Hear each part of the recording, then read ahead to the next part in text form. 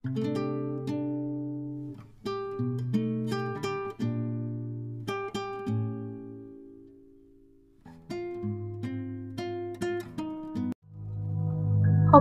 সম্ভাষণ জনাই আজি মই আপোনালোকৰ আগত দাঙি ধৰিব বিচাৰিছো আমাৰ অসমৰ গৌৰৱ বিশ্ববিখ্যাত কামাখ্যা মন্দিৰৰ বিষয়ে।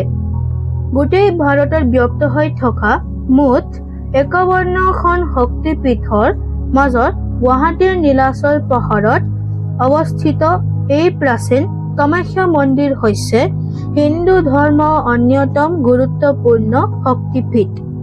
প্ৰবাদ অনুসৰি কামাখ্যা মন্দিৰ নিৰ্মাণ কৰিছে নৰকাসুৰে আৰু ইতিহাস অনুসৰি কোচ ৰজাই মহাৰাজ নৰনাৰায়ণ আৰু তেওঁৰ ভাতৃ বীৰ চিলাৰায়ে ইয়াক পুনঃ নিৰ্মাণ কৰিছিল। কলিকা পুৰাণৰ আখ্যান অনুসৰি সতী, যাক আমি মা পাৰ্বতী নামেৰে জানো, দক্ষ ৰজাৰ জীয়ৰী আছিল। এইবাৰ সতীয়ে তেওঁৰ পিতৃ দক্ষ ৰজাই আয়োজন কৰা মহাযজ্ঞলৈ গৈছিল।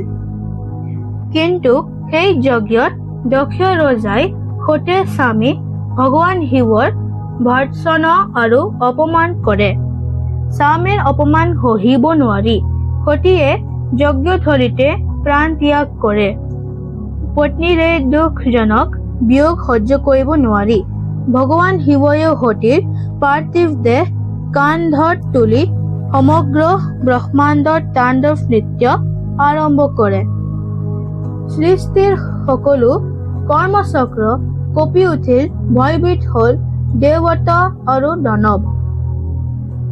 শেষত ভগৱান বিষ্ণুৱে উপায়হীন হৈ নিজৰ সুদৰ্শন চক্ৰৰে সতীৰ শৰীৰ খণ্ড খণ্ড কৰি পৃথিৱীত পেলাই দিয়ে। এই দেহাংশবোৰ পৃথিৱীৰ বিভিন্ন স্থানত পৰি শক্তিপীঠৰ জন্ম ঘটায়। সতীৰ দেহৰ অংশ নীলাচল পাহাৰত পৰাৰ ফলতে কামাখ্যা মন্দিৰৰ প্ৰতিষ্ঠা হয়। প্ৰতিদিনে অগণন ভক্ত মা কামাখ্যাৰ আশীৰ্বাদ ল'বলৈ ইয়াত সমবেত হয়।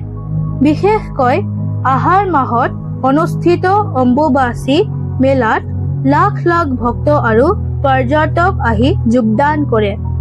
এই সময়ত প্ৰথম 3 দিন মন্দিৰৰ দুৱাৰ বন্ধ থাকে আৰু চতুৰ্থ দিনা দুৱাৰ খোলা হয় আৰু মহা পূজা অৰ্চনাৰে অম্বুবাচী উৎসৱ পালন কৰা হয়।